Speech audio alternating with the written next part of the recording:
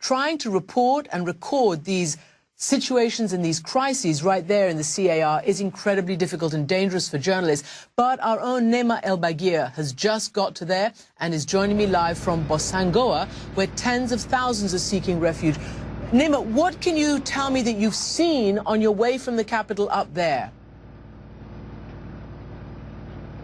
Well, even just on the road up, Christian, either side of that road, for about 3 hours before we got to Bosangoa, all we were seeing was mile after mile of burnt and abandoned villages. And those villages are fleeing here to Bosangoa, but Bosangoa is a pretty flimsy refuge because the Seleka militiamen are in command of Bosangoa, and the African force, the FOMAC, that's supposed to be holding them at bay, it doesn't yet have that needed mandate to protect civilians. So even just having spent a few hours here, you do get this sense of such a tense standoff, Christian.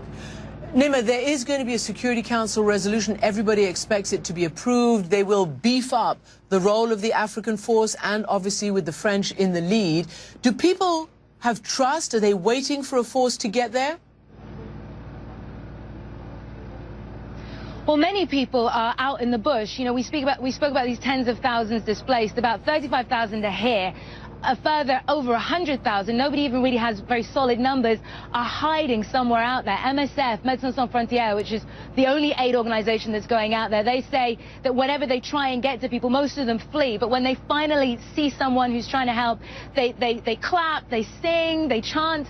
And I think that's the expectation, that when finally, if they can bring themselves to believe that after all these months, help might be on its way, people here are just going to be absolutely ecstatic. But it's not just a matter of getting the resolution, it's then getting those French troops up here and getting them out into those really difficult to reach areas. Now, you described burnt out huts and a wasteland there. You've covered a lot of these issues and stories in Africa. What is this reminding you of now? What have you seen to compare with this?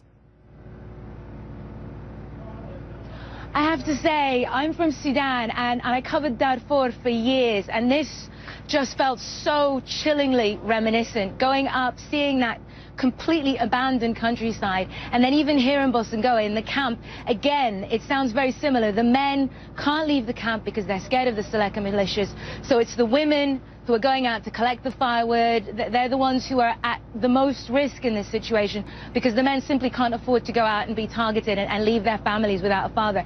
All of that, for me, it gives me goosebumps. It sounds so much like what we saw in Darfur, except here, if that resolution goes through, then there might be a chance for the people waiting to find out that the world maybe could be coming to save them.